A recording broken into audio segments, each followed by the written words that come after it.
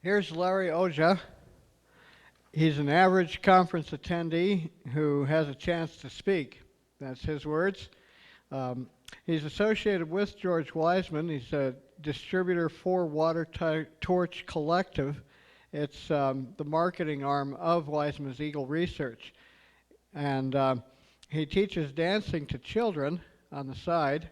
And he's been a contractor for most of his life. He was looking into something good that he could do after getting out of contracting. And so this is what he's doing. And he's got a very good understanding of how this famous Brown's gas works. So here's Larry Oger.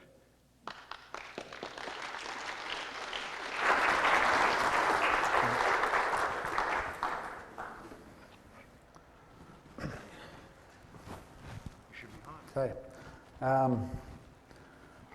I get called a lot of things. I was in Guatemala here about 3 weeks ago, and down there I was known as Oja because it's O-J-A, and here I get called Oja and everything else, but the correct pronunciation is Oja, and it's Finnish.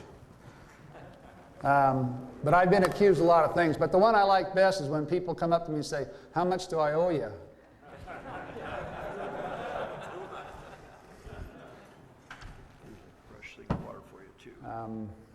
Does this work? Turn that on for me. I want a pointer. Oh, okay. Just push. Okay. Okay. Here's another one also. Oh, green. I like green. Okay. Since I'm in the water section and because of my interest in Brown's gas and wanting the best water for my machine, I started researching water. And the last 3 years has been a really exciting journey. I've learned lots of things about water, and I even play weird frequencies to my distilled water, trying to give it some energy. And I might try some of these vortex things and other things.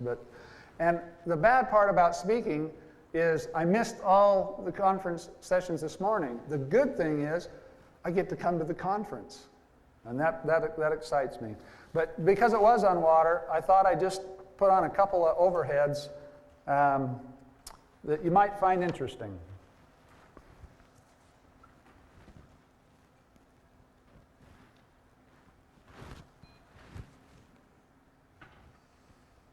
You can't read it. Okay. I'll come over there and I'll tell you the gist of it here. Yeah, I'll just read it. Okay. This is by the Pravda, which is a Russian internet site or paper. But it says this: "One day, theoretical science will no longer have doubts about water's memory, while high-tech specialists will be making water computers controlled by telepathy." You know something? I believe that. If the mind of man can conceive it, sooner or later we can do it. Russian Academy of Science, Russian scientist Stanislav Zenin upheld a thesis on water's memory.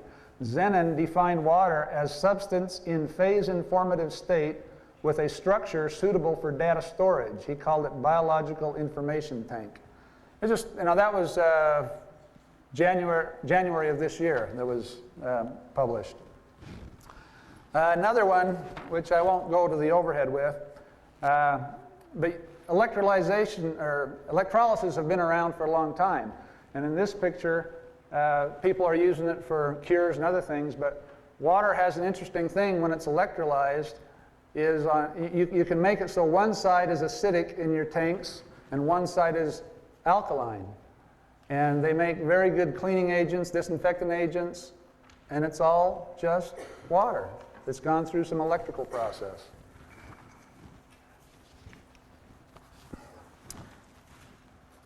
I probably have a few more, but I'll hold off because I want to get through this presentation. First off, I'd like to thank the people that put it on because this is a wonderful opportunity to come.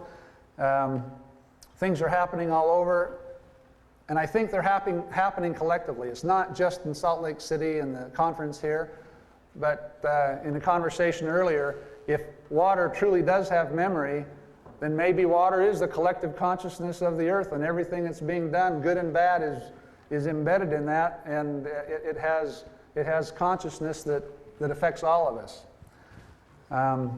The internet is speeding up that collective process.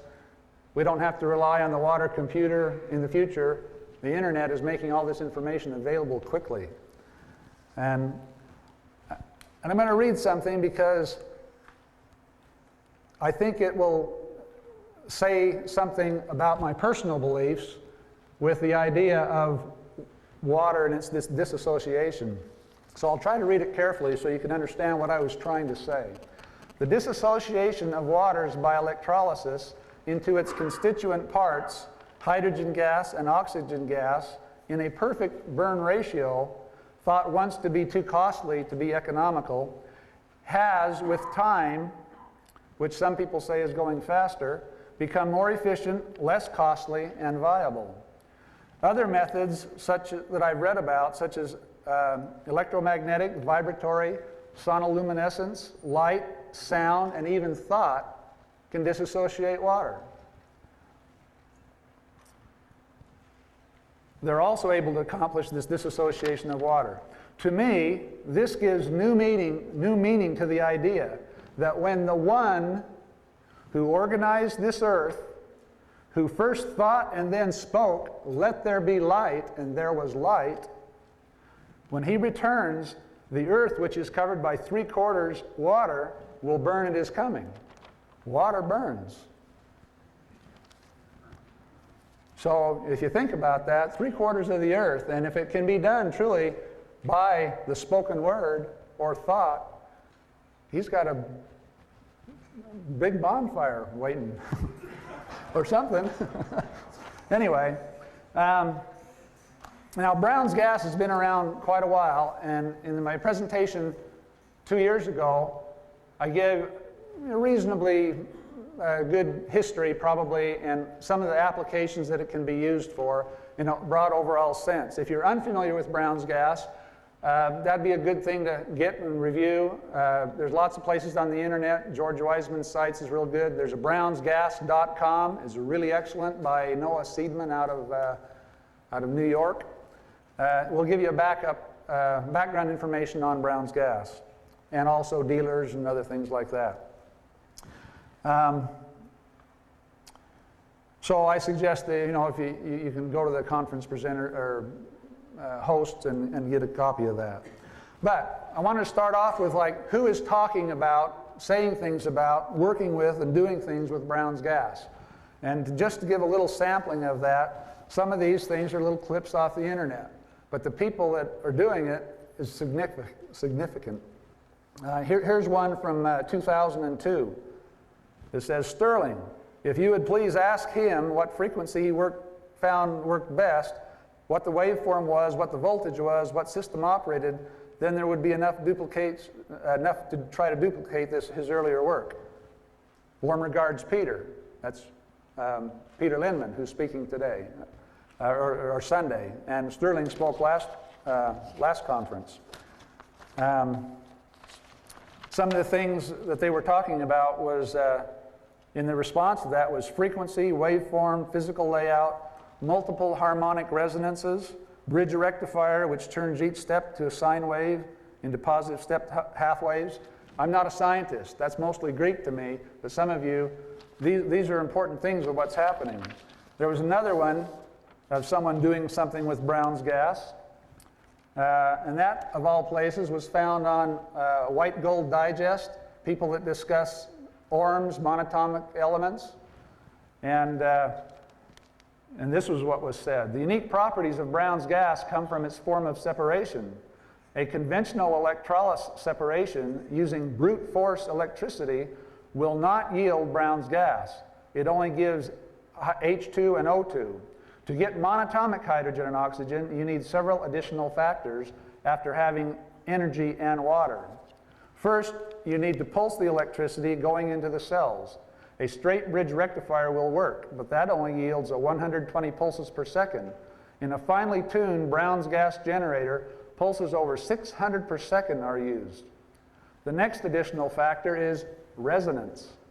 Each generator is tuned to a specific distance between plates. More Brown's gas and less diatomic gas is created when the pulses are tuned to the amount of water in each cell.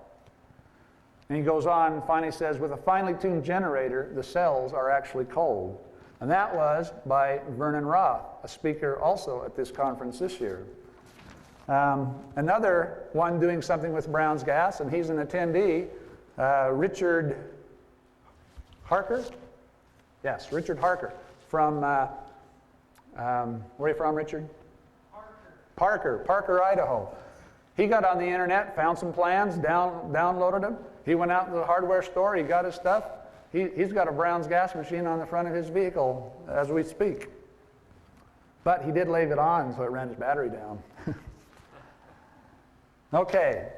I had a phone call earlier this week, and the discussion was a machine, just what is Brown's gas? And so I wanted to take a minute and talk about just what is Brown's gas.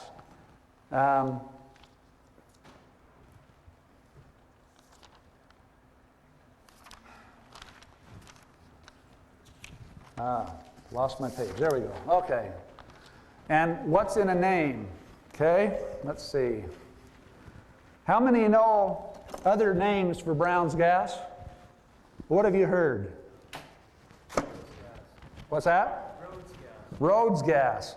That's very good. Why is Rhodes gas? We'll put right to this one, Rhodes gas. Okay, in 1966 or so, Rhodes put a patent on Brown's gas. Now,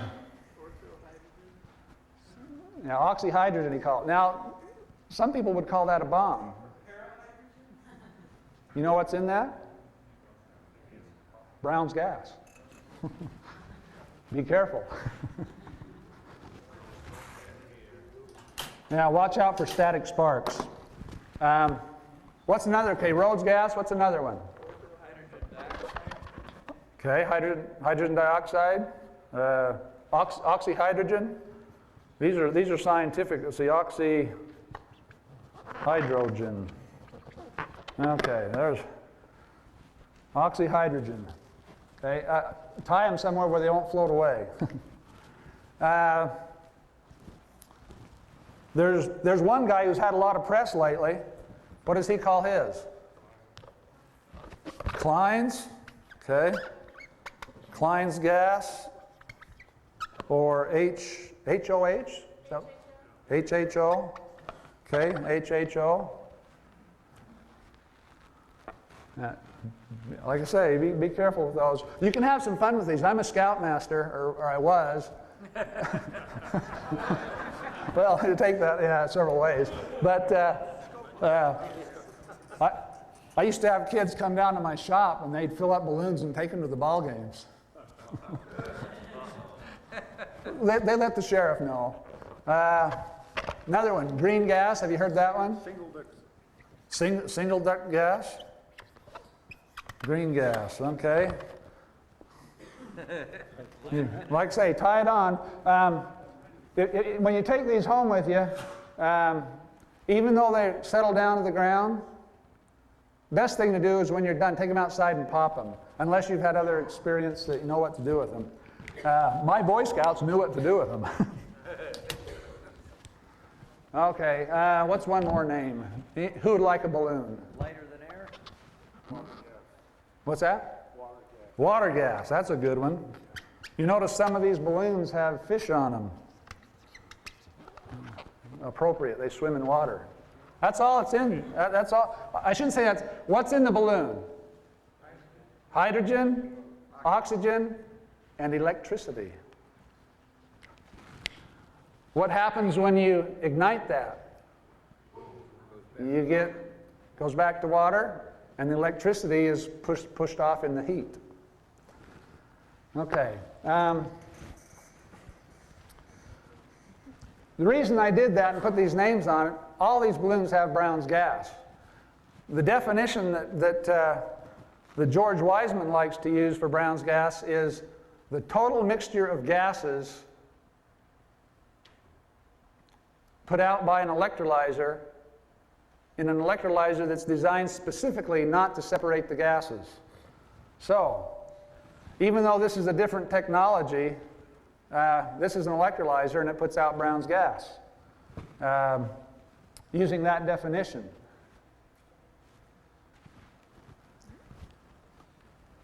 The total mixture of gases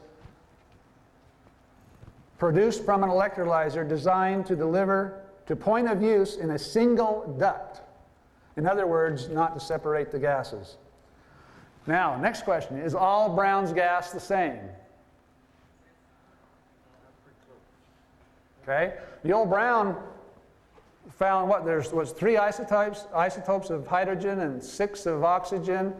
So right there, you do the math and you've got what, 36 different types of water, of that kind of water. But then you've got water with impurities in it. You've got your electrolyte, sodium hydroxide, potassium hydroxide, soda, or just plain water. The impurities, the bubblers, the stuff you might bubble the Brown's gas through, or the use of it, you know. All Brown's gas is not the same. So there's a quality level of the Brown's gas.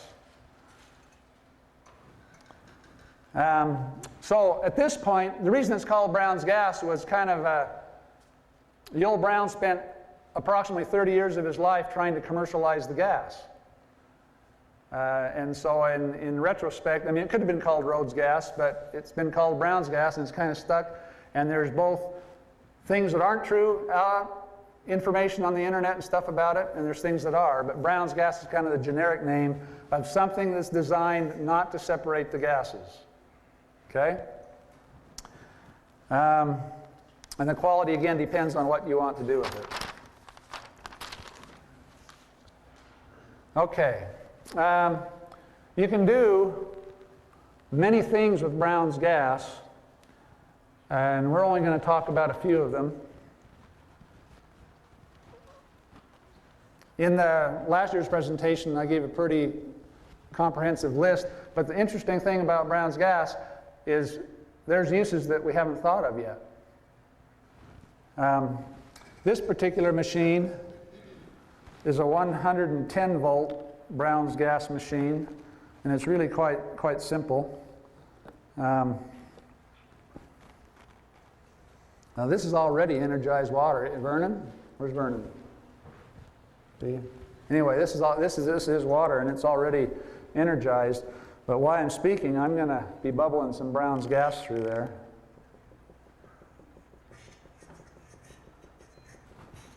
Well,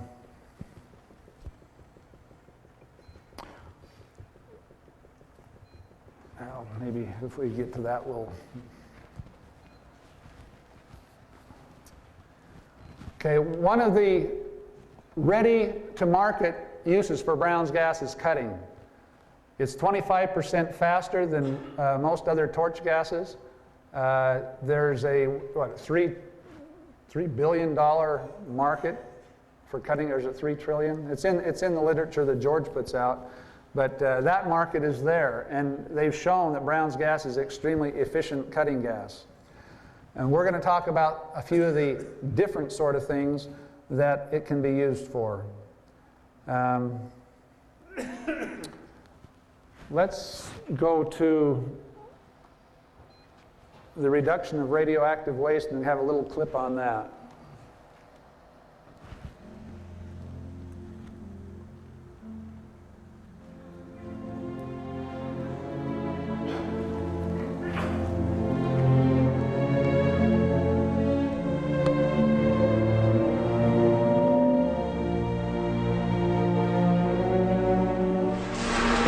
Showing you here today, I have a small, what they call scheduled quantity of americium-241. It's plated out on a small ferrous stainless steel pellet, and this is what we're going to treat here today. We've got roughly 100,000 counts per minute coming off this source, so that's 100 times 1,000. That's 100,000 counts per minute. We're going to a combination of alpha and low energy gamma. And what I'm going to be doing is I'm going to place this source on a piece of ceramic tile inside inside this fume hood, I have a micronic filter paper element here to capture any of the gases and off products from the reaction. We'll apply a little ventilation to our miniature fume hood.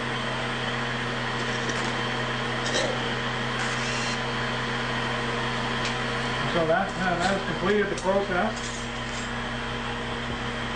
If we break that up, we'll probably see about a 4-fold increase on the what's coming off here. But again, that's still well over a 90% reduction in the radioactivity. Oh, yeah, what's it called? I'm only showing background here. I'm getting nothing on the Get no waste at all. nothing on the filter paper. Yeah, they wouldn't have. Mark, is that the same as background now? It's a little, maybe a little higher than background, but not. Wow. Infinitesimal.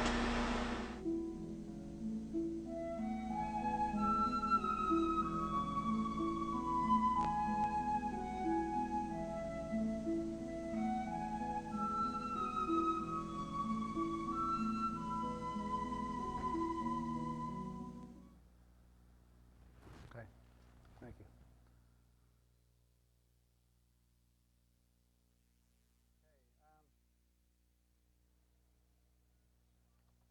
I don't want that one yet. Just go back to the back one screen on here. I want to show them that I have other information that the screen just before this one. Okay, I'll just keep going. When you find it, let me know. This one.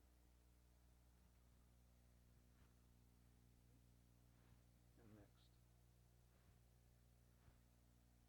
There we go. I just want to. I've got.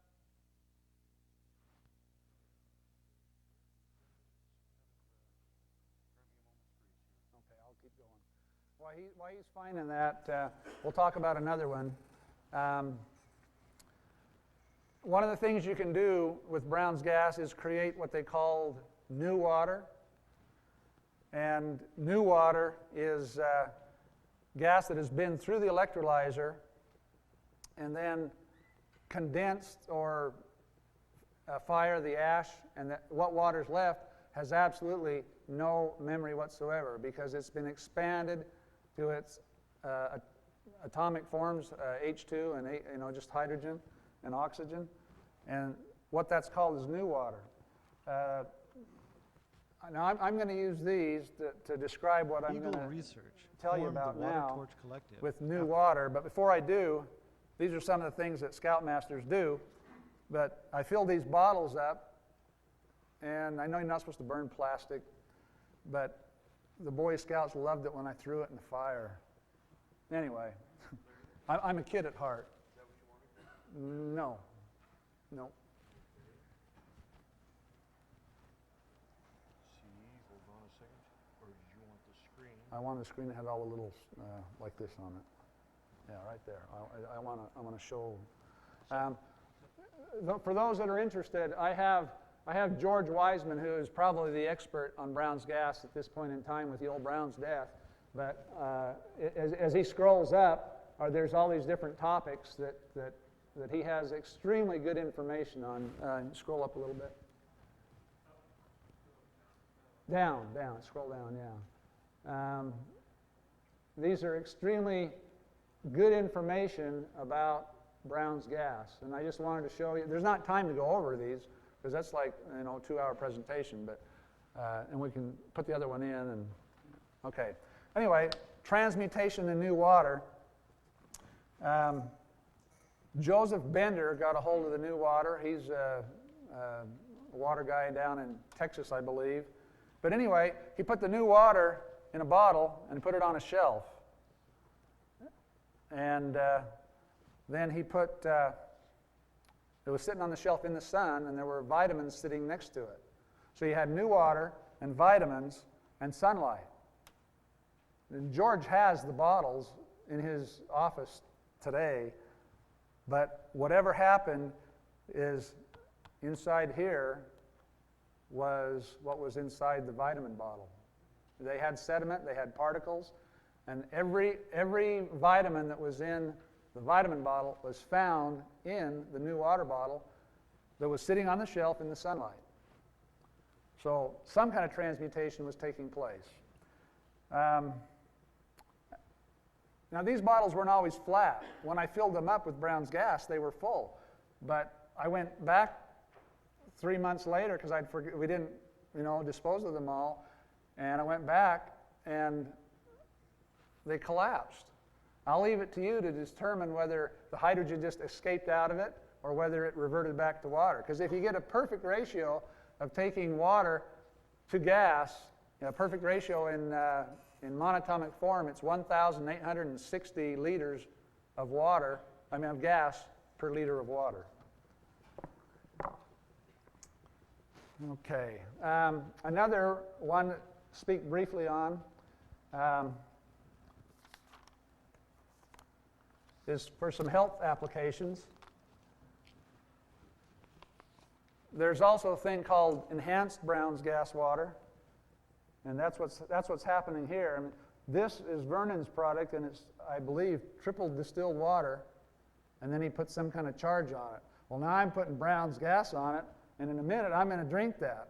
So if I drop dead or shoot off to the moon, you'll know something's there. Another application was there's a chiropractor that's used it for 6 years now, and some of his notes that he has given to me are thus. Does the treatment only reduce pain? No, it also promotes better function, better circulation, increased range of motion, and a feeling of well-being. And he asks, what assurance is there that this wild idea of using Brown's gas for treatment will produce good results without harm? The answer evidently is electrons, more electrons, particularly added to hydrogen. This negative hydrogen makes it a superior antioxidant. Also correlating with this is the healing effect explained in the book The Body Electric by Robert O. Becker.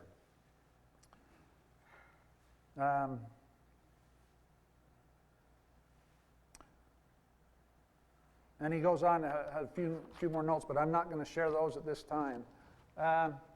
Then, some other health applications is here in Salt Lake City, I leased this machine to a gentleman who is working with biodiesel. He did these experiments with biodiesel, and he had some interesting results, but they weren't what he was looking for. However, while he had the machine, they were playing with the health issues. He had a friend who had a deteriorating back, who couldn't sit in a meeting in his church. They applied 2 applications to his back and he was able to go to his church meeting and sit. That wasn't a lasting situation with him, but there was another situation they tried that was lasting. Their attorney for their biodiesel had a stroke about 1.5 years ago. His hand was curled up, and the doctors told him it was neurological. So one day, just messing around, they said, let's see what's going to happen. So they tried to pry his fingers open to put a glove on so they could, but they, every time it come back. He had no use of his hand. So they put the glove over it and made it tight seal and took the finger and put a hole in it so the Brown's gas through the torch tip could go in. And after a 15-minute application, and this attorney he was wow. I mean, he took his hand out, was pliable and supple. Now, he didn't gain all his strength back, but he was able to get the ball rolling on his healing process, and he was able to move his hand. And to this day, I talked with him here 2-3 days ago, that attorney can still have that pliability that he did not have before the Brown's gas treatment. And it was immediate in that effect. Now, this same gentleman who leased my machine, this is a little iffy thing. He put a plastic bag over his head for 15 minutes, and he breathed the gas. His wife was watching him, to make sure it was safe.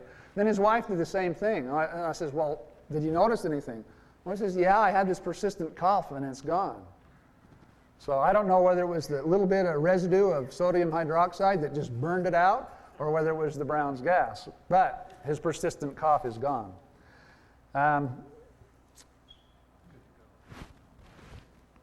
Okay.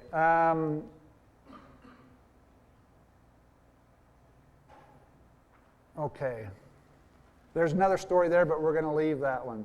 Oh, the last thing he said, you know, in the future, I'd maybe like to try some static-free hyperbaric chamber with Brown's gas. Now, with this chiropractor and with me, I thought, now how does this work for pain relief? And my idea, I thought, was hydrogen is a very small molecule.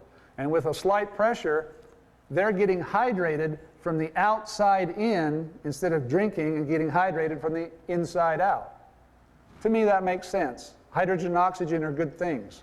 And in the Brown's gas form, people have experienced pain relief and other relief from complications. Okay. Do I dare? How many of you have had a little bit of this water? I better check it first. Ooh, I did get a little one, not very much. This is Vernon's water. So now, triple distilled. RO, actually. Oh, RO, okay. RO, zapped with his zapper, and now Brown's gas. And I am thirsty, by the way. Does that mean nobody lit a match, or you're going to kind of... That was good. If he passes there, we're leaving. Okay.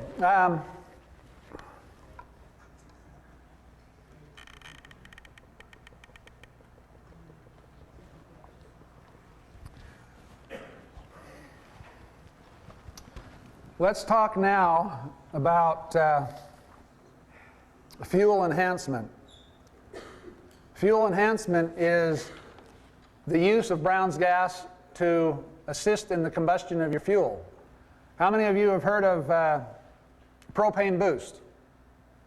Okay, lots of people are doing propane boost. You know, it must work. Lots of people are doing it. They wouldn't do it if it didn't work. Well, lots of people for years have been doing onboard electrolysis on board. You know, that's what Richard Harker is doing. To give you a little history on that, of what I was able to dig up, and this isn't in, you know, I do believe it's happening in Russia, it's happening all over the place, people are doing this kind of research. But the records we have, there was a Charles Henry Garrett that had a patent for an electrolytic carburetor. That was July 2nd, 1935. Patent number is 2006676. There was the Pogue carburetor, may have some similar there. Gerald Skaflander, Gene Stowe out of Arizona.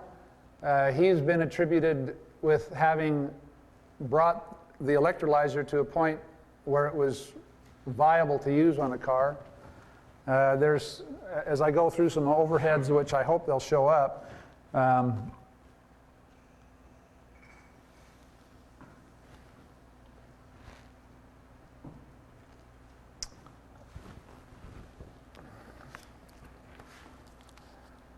and let's put this one on, except I'm sure the print won't show up, so we'll keep this one because I got information on here I want to share. In 1805, a Swiss inventor, Isaac de Rivaz, was the first to make a car powered by an internal combustion engine. That was accomplished in and of itself. That was an accomplishment in and of itself. But what did the engine use as fuel, since gasoline wasn't invented till the 1870s? Any guesses? Hydrogen, extracted from water. That's something that we can't seem to do with all our advanced technology, and it was done on a wooden-bodied, funky-looking car just 5 years after two British scientists discovered how to break up water using electric current. That information was from waterfuelmuseum.org. waterfuelmuseum.org. And they also indicate that they have a book out on the history of water fuel. Now, these next ones I'm going to try to do over the, just to give you an idea of the proliferation in the last 2 years of people trying to promote and sell onboard electrolyzers. This one is an eBay seller named Advantage Pond from Ephraim, Utah. And I believe this might be the one that Richard got his from because it kind of looks like the one that he built. I know it's not a very big picture, but I just kind of cut and pasted to try to give you an idea that there's a lot of people out there doing this.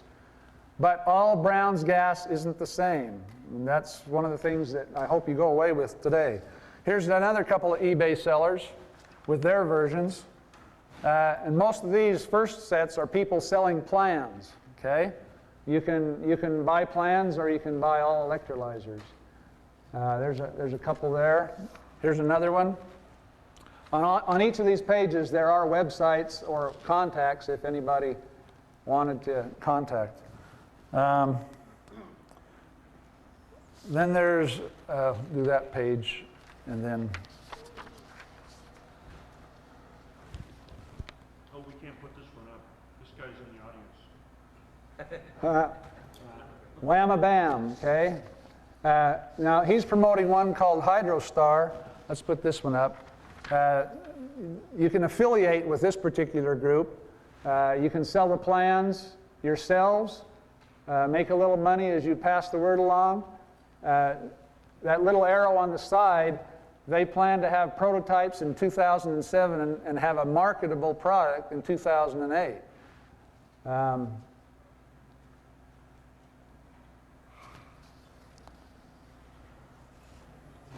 Let's put that one on. Now, this one is a very informative site. This Ray McAllister out there in the foyer, Ty Robinson has a book. He called it Hydrogen 202, and he's got another one he calls Hydrogen 101. But he's got some really good information, and I think he's actually selling some plans for tanked hydrogen. Now this next one that has some information, I'm going to show you you know what those are? Switch plates. Switch plates, stainless steel switch plates. Okay? Now, I like this guy. And the reason I like him, and I'm going to read this before I give you his website, because the attitude is right. If we're going to get a change in our energy use, it's got to have the right attitude. And that attitude is get the information out there as quickly as possible, freely as possible, so everyone can benefit. He says, this site is dedicated to the advancement of earth-friendly energy research. All of the info on these pages, on web pages, are free for anyone to use. Any of my ideas you are welcome to duplicate for non-commercial use. Also, any member may post to this site, okay? And then he says at the bottom, the goal is to create a car that will get 100 miles per gallon using off-the-shelf materials with the use of hydrogen, solar, and kinetic energy. I believe this can be done with a HOD, hydrogen on demand system to free the world of slavery to the big oil company. They say it can't be done. I say it can. Hydrogen-powered cars are old news. We all know that a car can be powered by hydrogen. But it is the hydrogen on demand that I seek to share with the world. If you have any questions, you can email me at brian@hydropower.com. I like his attitude. Okay? Now, this next set, before I go into this next set, Sterling, could I borrow you for a minute?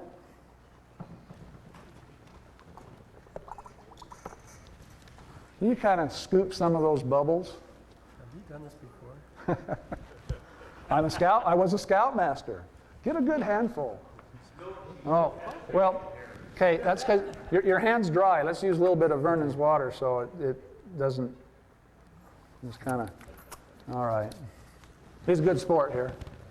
Kind of reach down there and pull some of those bubbles out. Yeah, they shouldn't notice pop they now. both still have facial hair at the moment. Oh, I'm over here. Douse the lights for a second.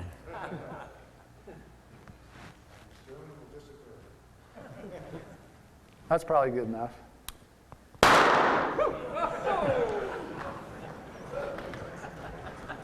Hey, Sterling Now- lost some hair on the top and the front. Now you know you don't want to do that to these.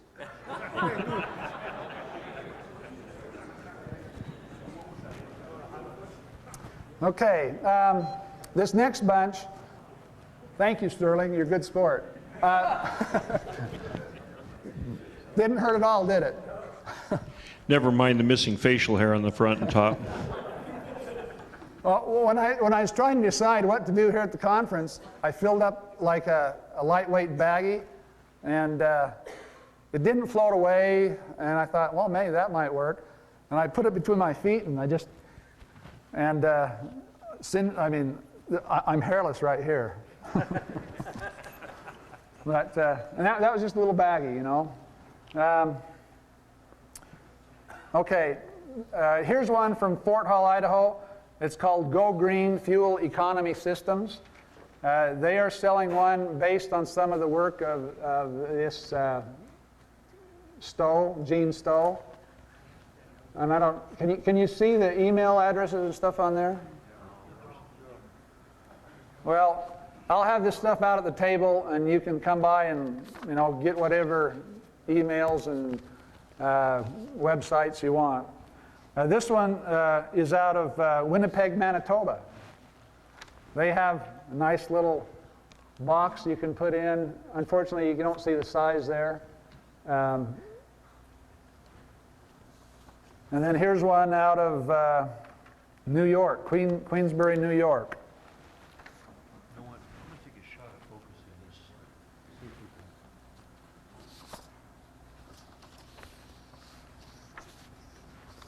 Tell me if this helps or hurts. I don't think it Okay. Just come by the table. I'll have them sitting out. Okay. Now, there are probably many more than what I'm sharing with you. I just wanted to let you know that these are all forms of Brown's gas. These are all people trying to market and trying to help people get better gas mileage and pollute less and help their engine and some other things that I'll tell you in a minute. Do they know it's Brown's gas? Brown's gas, by our definition, so we have a clear understanding, is the total mixture of gases coming from an electrolyzer that is designed not to separate the gases. Okay? Some of them are pure hydrogen.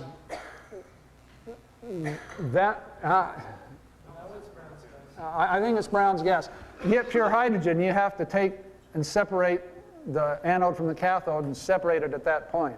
If the anode and cathode are in the same chamber, you will have what's termed as Brown's gas. However, the qualities would be different. Here's one out of somewhere in Europe called Hydrogator.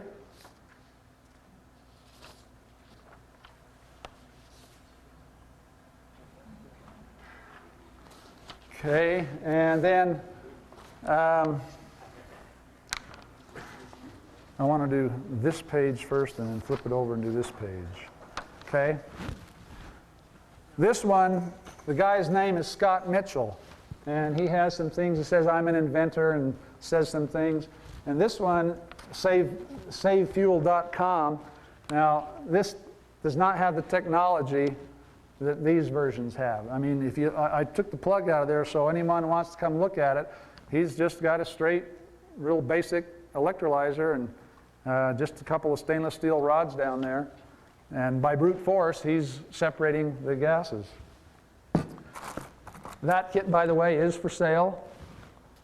I just wanted to see what it was, and so I might sell it really cheap if somebody wants to play around with that.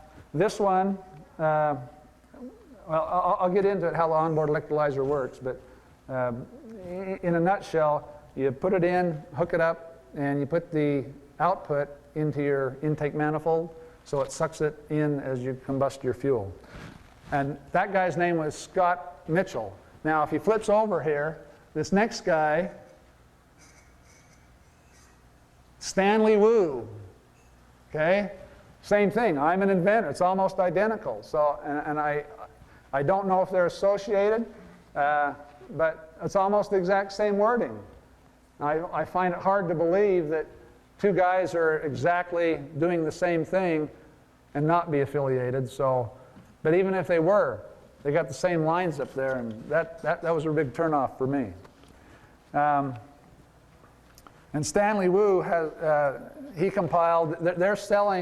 Stanley Wu's selling his, and it might be a new version because that one was just under $300. That little black carbonized ABS pipe, and Stanley Wu is selling his for $749. Anyway, now, in my research, I did find a couple of good ones. This next one, I believe, is a dealer for one out of Blackfoot, Idaho. It doesn't say it on here, but as I saw his website, it appears like he's a dealer for, and he was supposed to be here to bring a couple of his electrolyzers, but the reason I liked him is I went up to Blackfoot and visited him. And, you know, I know a little bit about Brown's gas. Now, they weren't using the capacitive amperage technology that George is using. They were using brute force. But the design and stuff that he had, he was putting out probably twice the gas as this one right here, the kit that I have here.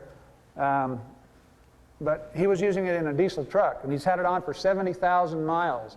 His diesel truck went from 13 and a half to 18, a little better than 18 miles per gallon. And he's keeping very close track of it.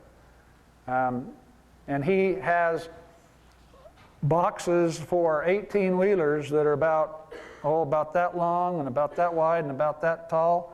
And the way they're designed is if there's any problem, like a backflash or some kind of problem, all that happens is the pop kind of bursts off, and then they just replace the tank. He's tried to make it user-friendly. There's no pumps. There's no, you know, he's made it safe and user-friendly, and they're getting results on it. And the market that they're really going after is the freight market, big trucks. And this, we can take those off now. This information was part of the thing that the president of that company is named Brent R.V. out of Blackfoot, Idaho. Matter of fact, I do have a video on that one. Let's do that video. Yeah, that one. It's about a 3-minute video on the one out of Blackfoot, Idaho. You're watching NBC News Channel 6, where news comes first. Gas prices and frustrations are climbing at a rapid rate around the nation, and people are putting pressure on lawmakers to do something about it. House Speaker Dennis Hastert and Senate Majority Leader Bill Frist are asking the president for a broad investigation into possible price fixing and gouging. While the president has been focusing on long-term solutions, Democrats say something needs to be done now. In many parts of the country, people have started having second thoughts about the way they commute. In Salt Lake alone, ridership on that city's light rail is up 50% over last year. One proposed solution to the gas pinch has been the use of hydrogen as a supplement to a car's fuel system. Nightside reporter Ty Perry joins us live with more on how a local company is leading the way in hydrogen gas technology. Hey, Ty. Well, Todd, just recently President Bush said that hydrogen is the fuel of the future and that it will decrease our dependency on foreign oil. But officials from Hydrogen Innovations in Blackfoot say, more importantly, it will save drivers from being drained at the gas pump. What it does is it goes in and it supplements your fuel. We're not trying to replace your fuel, we're trying to supplement. It's called Hydrogen. It was developed and is made right here in southeast Idaho. It attaches to the fuel line of a vehicle and adds hydrogen to the gasoline. And it combines with your fuel there to get you a quick burn and a 100% burn out of your fuel. And as gas prices continue to rise, the Hydrogen hopes to save people money on fuel. We can't do anything about the price of gas, but we can help to reduce the consumption of the fuel. Developers say hydrogen helps a car's gas burn better, which allows the car to use more of the fuel and gives the vehicle better gas mileage. But they also say the hydrogen is good for the engine itself. As you go longer between oil changes because you don't have the hydrocarbons and the heat that break down your oil. And environmentalists say a hydrogen fuel system is not only better for saving money, but also for saving the environment. We see as much as 94% reduction in carbon monoxide, a poisonous gas. We see reductions in nitrogen oxides, reduction in sulfur oxides, and as much as 800%, well, even more than 800% increase in oxygen in the exhaust. The hydrogen kit works by separating water into hydrogen and oxygen. The hydrogen goes into the gas, and the oxygen goes out the exhaust. Most of the oxygen actually comes out through your exhaust, so it increases the oxygen output into the atmosphere, similar to planting trees. When we look at reducing greenhouse gases, it's wonderful. When we look at reducing the smog pollutions, the nitrogen oxides, the sulfur oxides, it's great. And both President Bush and the developers of the hydrogen feel this technology is going to help solve our current gas problems. Anything that we can do to reduce our dependency upon petroleum and imported petroleum is great. And Hydrogen Innovation says the average amount saved on gas with the hydrogen kit is about 20 to 25%. The price of a hydrogen kit, including installation, is about $1,000. Todd, back to you. All right, interesting technology right here in eastern Idaho. Ty Berry, thank you very much. How about that? That is interesting. That is interesting. Thank you. Okay. One of the things that impressed me about this company is I've met the people, and you know, you can sense integrity. You know, the Stanley Wu and Scott Mitchell, you know, they might be good guys, but their little box doesn't produce the kind of gas that I saw coming out of Hydrogen Innovations out of Blackfoot, Idaho. That's one you need to watch. That's one you need to watch. Another one is, of course, George Wiseman. You're not going to be able to. Just put that on for a second and then hand it back to me. Excuse me. I'm going to read a letter while he's putting that on from mechanical engineering consultant from Brigham City, Utah, in regards to the Blackfoot Company and their device. The addition of hydrogen and oxygen gas into the intake air mixture of a diesel engine aids in the more complete burning of the diesel fuel. The addition of hydrogen and oxygen will increase the fuel economy of the engine. By accomplishing a more complete burn of the fuel, the carbon buildup in the engine will be almost non-existent. I have seen a Model 3176 Cat engine with 400,000 miles on it with the cylinder head removed, having no carbon buildup on the top of the pistons and the valves or the combustion chamber. The mechanics who pulled the cylinder head off thought the engine had 30,000 to 40,000 on it. I have seen trucks to go as high as 18,000 miles and still have clarity in their engine oil. This is unheard of for diesel engines. Normally, after the oil is changed, the engine is started, then shut down, and the oil checked, and it will be dirty already. After the elimination of carbon buildup from the engine will run in the range of 50 to 200 degrees cooler because the carbon would hold the heat. Thus, the readings from a pyrometer drop by the above said amounts. A very important result of the introduction of hydrogen and oxygen into the air intake and the almost complete elimination of carbon from the engine is that the engines will last longer. I had an in-depth discussion with an associate engineer from Caterpillar, and he told me that I would never get the major truck engine manufacturers to come on board with the introduction of hydrogen and oxygen gas into diesel engines because it would cut into their bottom line. Over 20% of their profits each year are from the sales of spare parts from engine overhauls. He told me the average large diesel engine from a tractor-trailer size semi will last anywhere from 750 to 1 million miles. If the carbon could be eliminated from the engine, you could have engines lasting as much as 2 million miles. Basically, you could double the life of an engine. The engine manufacturers have said that it will not affect the engine warranty. They have been experimenting with hydrogen for more than 20 years. And he just kind of supports the hydrogen innovation people. But also in the literature that they gave me, they gave a percentage of reduction of carbon monoxide, carbon dioxide, and how that reduction, and they put it in terms of trees. How many trees they're saving by reducing it, and then the oxygen that gets through the exhaust, how many trees they're planting by having the extra oxygen. And it's kind of an interesting little graph there. Just out of curiosity, what's the cost of the The 18-wheeler, the big ones, I believe they're about $3,000, and the ones for like, diesel, passenger trucks, $1,000, like what was said on the newscast. Of course, they're like any company. They're looking for investors. They're looking for installers, because they're not going to sell you a kit. They're going to put the whole thing in, and they're going to stand behind their product. So I was impressed with Hydrogen Innovations. But I'm also impressed with George Wiseman. For those of you see the old woman there, the mouth and nose and the eye? How many of you see something else? There's a young woman. There's her nose there, and she's kind of turned away looking. She has a hat with a feather. George likes this picture, but and it's kind of unique because it shows there's two sides to everything. George is a patent-free technology man. Everything he does, he prints, publishes, and puts out. Many of you might have Brown's Gas Book 2.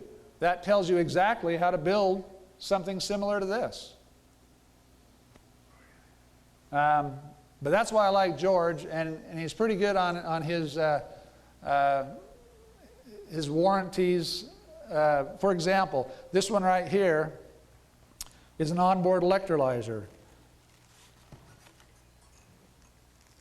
When it's put together, basically it looks about like that. Don't want to lose any parts here. Basically looks like that, and there's a electronic circuit board. George's technology is such he uses a pulsating power, and so he gets by with a lot less amps, producing same amount of gas as something that's using 800 amps or a big transformer. When that machine is on, all you hear is a little bubbling noise. But I was going to say, what George does, if I can find the right one. Oh, he's got a serial number. You send in your serial number and stuff. If you have a problem, you email him. George answers his emails. He may not answer the phone, but he does answer his emails. Might take him 2 months, but he answers his emails. But this is a Hyzor from Eagle Research, an ER Hyzor. To order one from Eagle Research is $388, and he charges 10% freight. To make this application work, he uses what's called a EFI device. This is a device that he puts on the oxygen sensor so he can adjust the oxygen sensor to allow for the increase in mileage without sensing more oxygen and leaning up the fuel or putting more fuel in, or however that part works. So he's got the EFI device, which is, that sells for $60 plus his 10% freight. This kit right here is called an ER50. This is an ER50. I have built one of these. It's on my wife's car, and we're doing the data on it right now. This one I've built. It's kind of a little prototype. You can see the bridge rectifier, the capacitor, and it's really a basic little system. I have at the conference with me 2 of these, 7 of these, and 9 of these. And none of those except that one. And I decided that rather than take them home, there's not a lot of money in it, so it's not like I'm trying, but I will give 10%. I was going to give 5, but I will give a 10% off what the total cost would be if you ordered it from Canada. So that means you include shipping in the price, and so what that ends up, this being is about $450, $430, something like that, and then this one would be, I've got it written outside, but anyway, anybody that wants to take one home, they're here.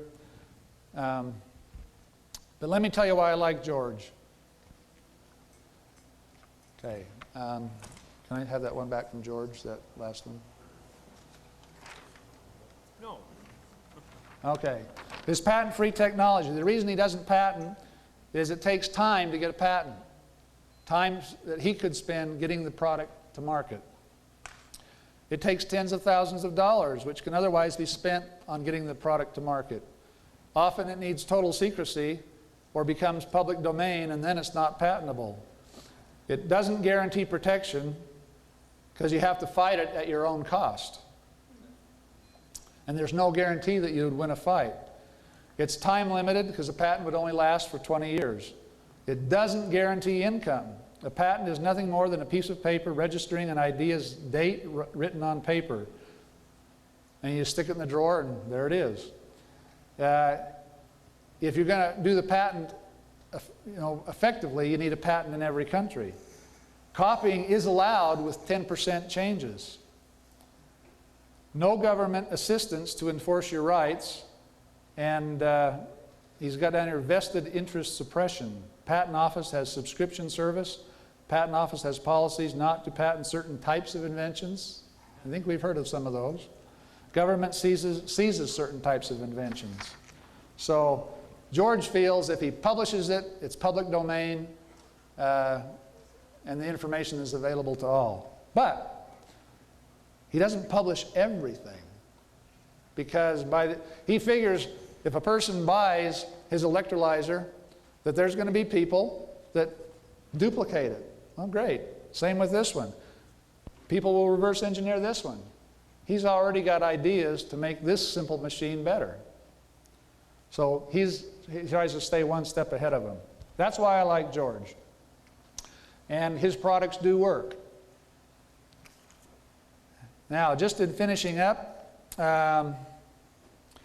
because I like to be in the conference sessions, if you want one of these devices, come and see me. Like I say, I will do 10% off what it would cost you to get one from George, which that's only here, and that doesn't happen very often. As a matter of fact, there's very little money that I make on that one, but I will give a 10%.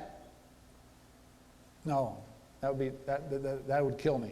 I will give $200 off anybody that orders a big machine at the conference.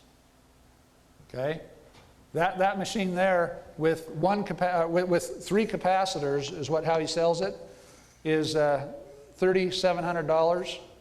The extra capacitor is $100, but it gives you 400 liters more per hour. So instead of an ER 1200, it's probably an ER 1600.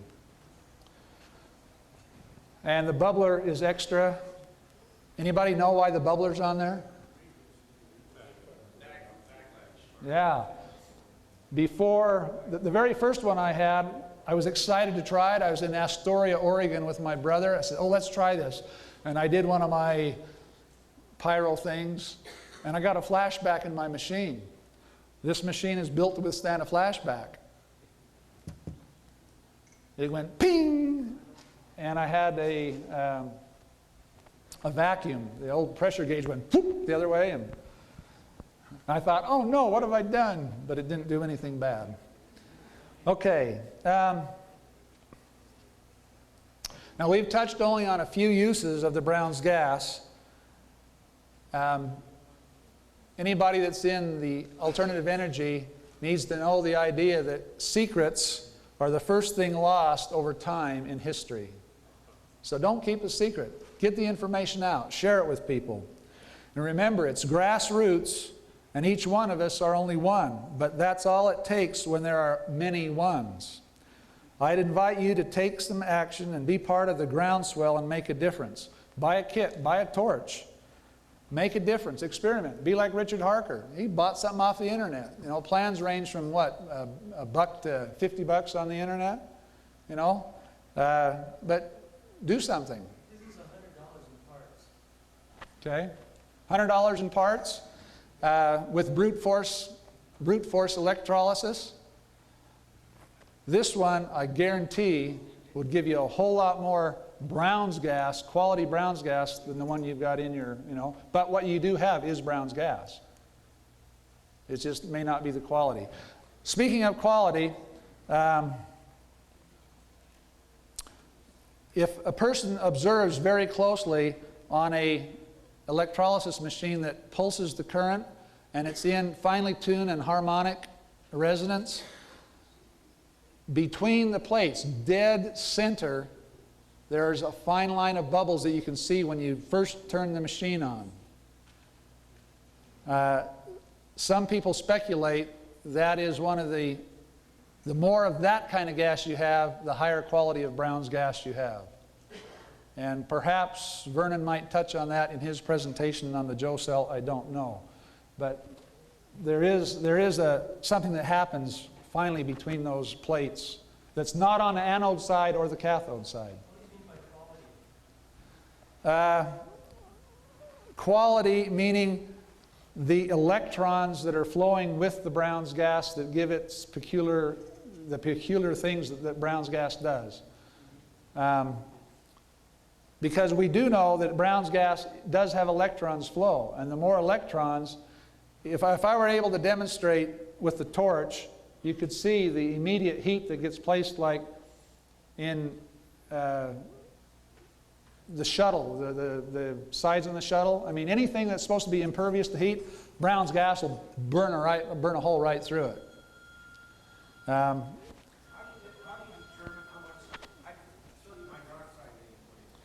In all the kits that George, or the machine that George has, and these kits that he has, he tells you the amount. Now, the Hydrogen Innovations company out of Blackfoot, they use potassium hydroxide in some proprietary formula that they claim gives them the extra gas production, which I was very impressed with the amount of gas that their electrolyzer puts forth. And they claim it's because of the potassium hydroxide mix that they're using and the temp. You made your own kit. What's that? You made your own, and you had water in it. Not pure water, but regular, special water. Can you just add the hydrogen peroxide, hydrogen sodium hydroxide, and determine how many bubbles that you get out of it? When you get up to a certain point, is that sufficient? I'm sure that there's a certain amount of math that one would do to determine the amount of water and the amount of electrolyte to use that would be, you'd have to do some research, but I'm sure the math is there to support it. Possibly. Did you want to run the last video? Yes. Just the... Ready? Yeah. We're going to run just a little bit of George here, talking about his electrolyzer.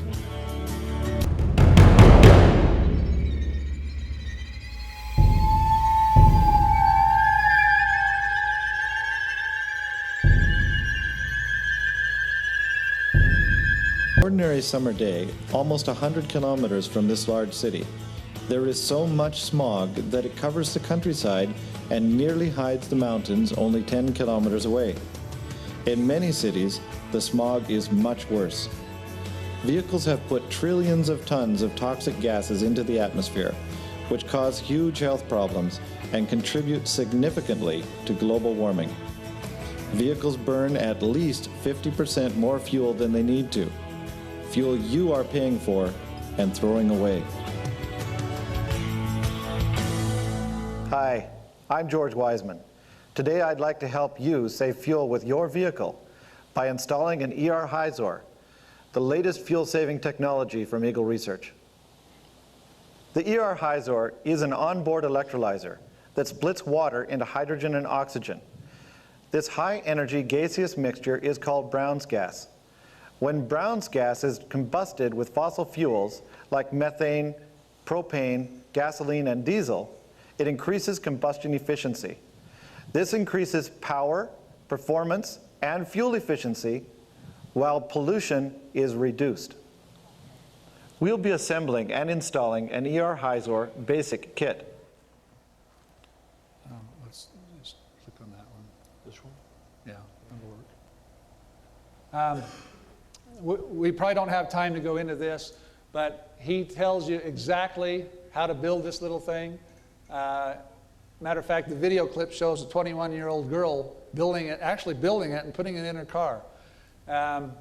The carburetor enhancer EFI devices, there's a good chapter there on it, and the Hyzor operation, but we don't have time to go into any of that. If anyone would like to see any of those, I have a little DVD player that I can sit out at my table, and you're welcome to sit down and watch any part of this that you'd like.